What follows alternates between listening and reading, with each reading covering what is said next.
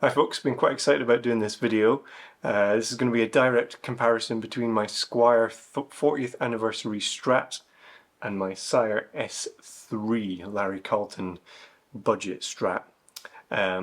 First things first, just to explain, this is being recorded a week before Christmas, hence why there's a Christmas tree behind me.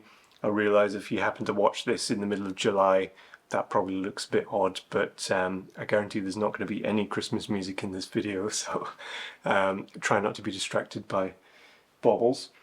I'm going to do this in various stages. I'm going to do some clips where I'm directly playing one after the other with exactly the same settings. I've fitted exactly the same strings to both of these guitars, Elixir 10 to 46 if you were curious. I've even adjusted the pickup heights so that they're pretty much exactly the same. So this should be a fair comparison between the two. I'm going to talk a little bit about how they both feel to play, which I think is every bit as important. And then maybe at the end I'll jam a little bit over a backing track and swap solos between these two guitars so that we can hear it in a mix and see if any tonal differences really come across once there's bass, drums, keys, whatever else in there as well. So it should be really interesting. I'm really looking forward to doing this. So these are very similar spec. Let's just run through the similarities and differences on paper.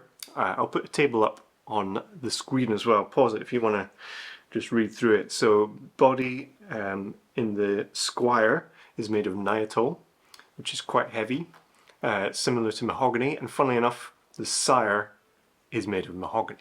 So in theory, they're similar kind of tone woods. The neck, both maple, but as you can see, there's quite a colour difference. The Sire one's kind of less, it's kind of natural, whereas the Squier's got this lovely satin urethane finish, which I really like. Fretboard, we've got maple on the Squier, we've got rosewood on the Sire.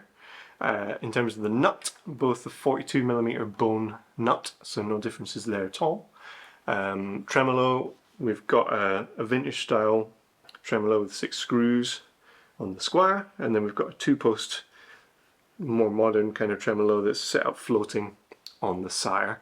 Pickups both have 3 single coils. These are Fender designed on the Squier, and these are Sire designed on the Sire. Be interesting to see if there's a difference in output or anything. Weight-wise, the Squier comes in heavier. My Squier is about 3.6 kilograms, so that's 8 pounds, whereas the Sire is a little bit lighter, 3.3 kilograms, that's 7.3 pounds. Tuners, they both have for sort of standard tuners, not locking or anything.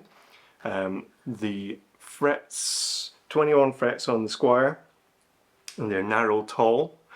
22 frets on the Sire, and they are medium jumbo, so slightly bigger. In terms of the neck, they both have a C-shaped neck. The Sire has that rolled fretboard edges, which is really comfortable. But as I've said in my demo video of this Squier, the neck is super comfortable on this as well. It's lovely satin, kind of smooth finish. Both have the same fretboard radius, 9.5 inches. The scale length is a little bit shorter on the Sire, so the frets are a tiny bit closer together. It's 24.7 inches, whereas the Squier is 25.5 inches.